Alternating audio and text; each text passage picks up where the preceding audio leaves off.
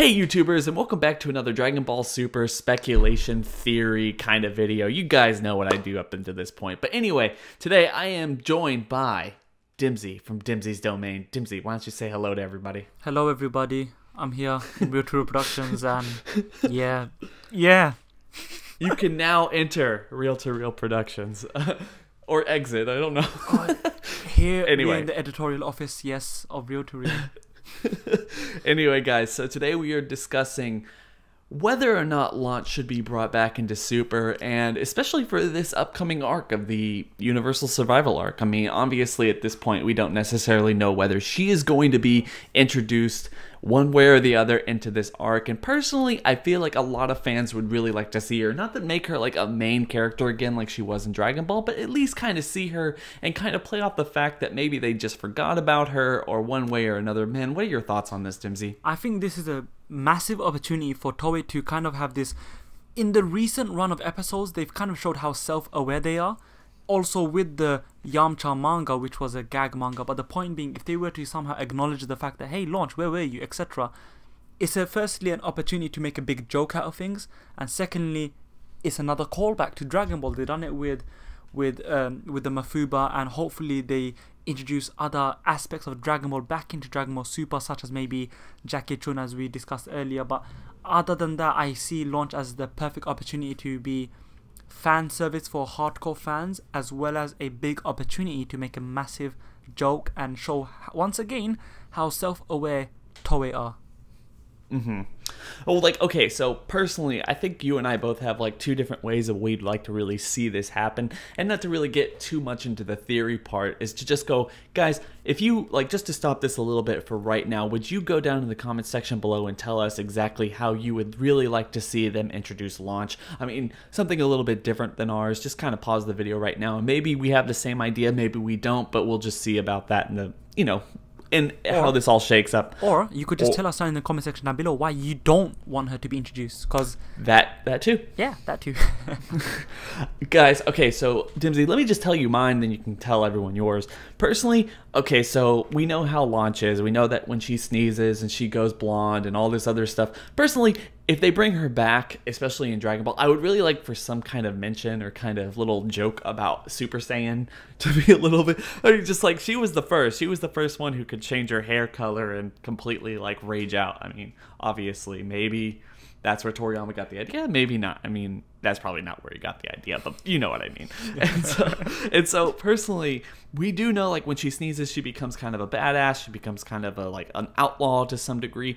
And honestly, that's kind of what I would like to see them kind of bring her back at. And, you know, kind of taking what Super's been doing thus far and making its own kind of, I guess, direction of where all these characters are in their stories. What if, just what if, Krillin is the one who kind of brings her in because she's making a lot of ruckus and taking money and stuff. And we all know that at this point, Krillin's a cop. So, I mean, what if he's the one who takes her in and he's like, is that you, Launch? And then that's kind of how we get our kind of, you know, reintroduction to her, and how she kind of introduces and, like, maybe even goes to the tournament. Who knows? Who knows at this point?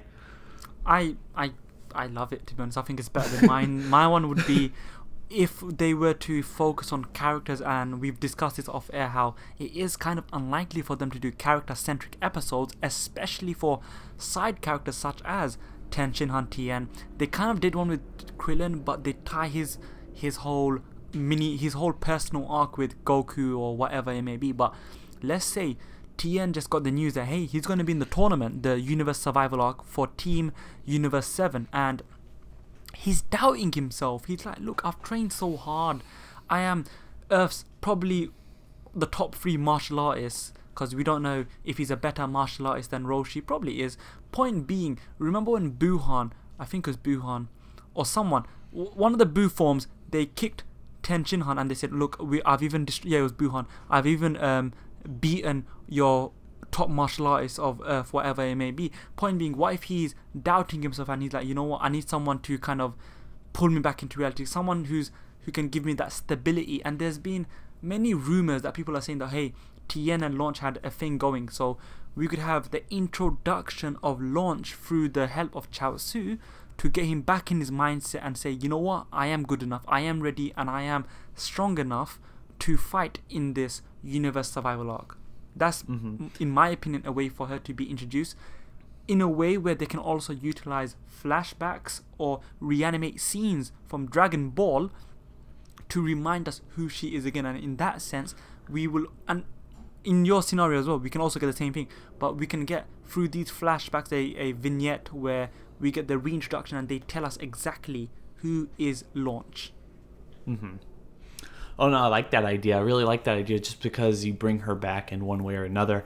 You get like that relationship that they were kind of building up, even if it was just kind of a joke situation between her and Ten Shin Han throughout the majority of, or at least the latter half of Dragon Ball, and even they kind of expressed it in at least the anime of Dragon Ball Z before she kind of runs away from Chaozu and Ten Shin Han, because Ten Shin Han is so involved and so focused on his training and all these like emotions that he has and trying to actually wanting to beat Goku before, all hell breaks loose and the Saiyans come and all that stuff. And it really worked in the anime, at least for Z. It would really be nice to see her come back, at least in some way, shape, or form. And if she does, I think you're right. It would be really nice to see her come back and actually be supportive of Ten Shin Han and make him feel okay about being one of the contestants or the fighters in this upcoming tournament, because obviously he's not stupid. He knows that he is probably one of the weaker people who's going to be competing on his team,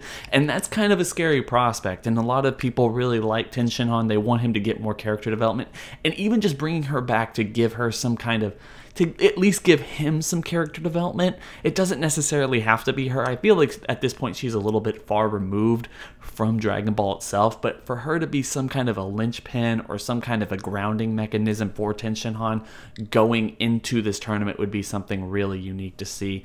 Plus, like I said before, with Krillin and Launch kind of getting to know each other, and maybe even being reintroduced to Goku, Ten Shin Han, and everyone else from the earlier days through like his Krillin's new job, it would just really work in some degree, and I really would like to see that as well. So honestly, those are the only two things I have. It would be really nice if they actually just let her go to the tournament in general, so she can at least be on the sidelines and cheering on. I mean, they're introducing 17, and the last time we saw both of these people in the anime, at least the anime, the last time we saw both these people was in the same instance, so why not do it again? Why can't she be a bystander? I mean, don't you think? If you were to flip it, what reasons could you think for why she shouldn't be introduced? Because if I were to be honest, she doesn't need to be introduced if I were to propose this argument, because everything that I said on my idea on how she could be introduced, it could all be done through Chaozu. Why wouldn't you want to give this character development or this spotlight to a character such as Chaozu? Although you could then say that, hey, Chaozu had this little moment where he restrained Goku for a bit against that little filler padding episode whereby Beerus was wearing the Monarca suit and they fought each other, him and Goku. So there is that, because is she really necessary? She's not going to impact the story at all. And if anything, if you want to talk about character development for Tien, once again, you could always go to the ever reliable, self-destructing Chaozu. Honestly, like I believe that. I honestly think that that's actually probably true. But I will just make my last case here why I think she needs to be introduced, if they're going to introduce anyone at all. Even though you look at Dragon Ball, Dragon Ball Z, and even Dragon Ball GT, although Toriyama didn't have much of help in that, and it was basically just Toei, we have never seen a Dragon Ball series that's focused so heavily on shipping before between two characters. I mean, we got basically an entire arc dedicated to Trunks and Mai, and how, oh my god, they are basically just destined to be. It doesn't matter what timeline or anything like this. They're just basically, whether they're kids or adults, they're going to fall in love. And then, we've seen a lot of character development between Vegeta and Bulma in this entire series, and even getting to the point where, we have Bulma being pregnant, or the indication she's going to be pregnant on screen, which we've never seen before.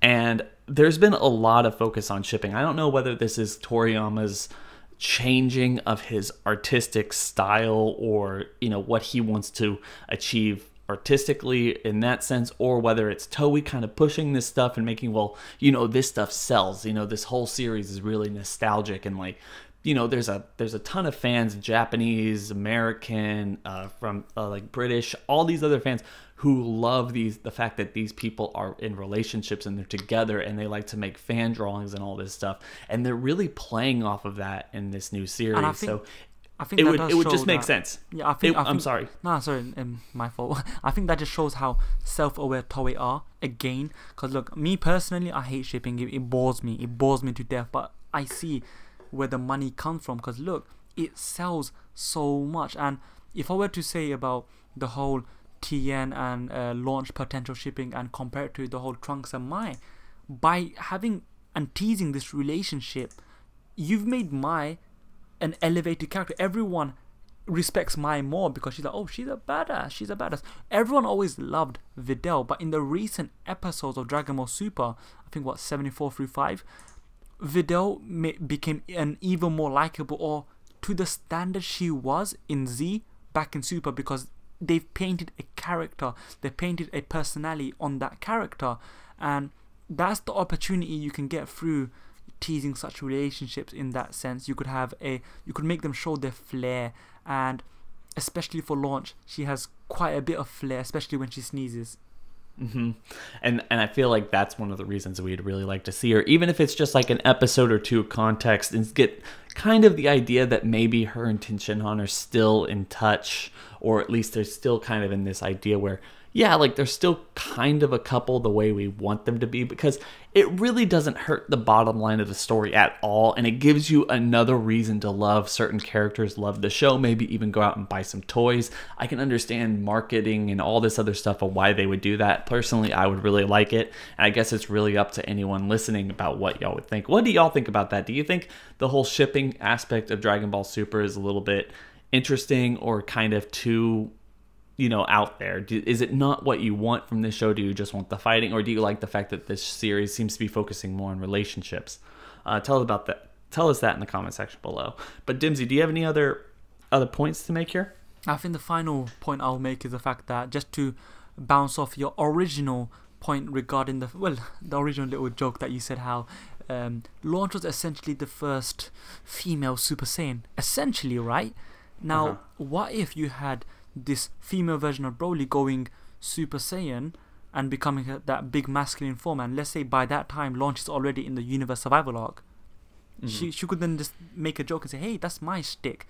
Point being, the opportunities for jokes are just there. I think that she should be introduced because firstly it's going to be quite cool, it's a nice little nod back, and the opportunity for jokes, and you'd also install humor with a character such as Tien, where, you know, as we saw through Vegeta, these serious characters, when they do a bit of jokes or they have some sort of comedic interaction with someone else, it's extra funny. So that's just why I think they should introduce Launch once again and make her somewhat of a staple to Tien's character, because it's been rumored, it's been speculated. Let's make it concrete, and Toei should know that that's going to make them a lot of money, or make these characters more investable.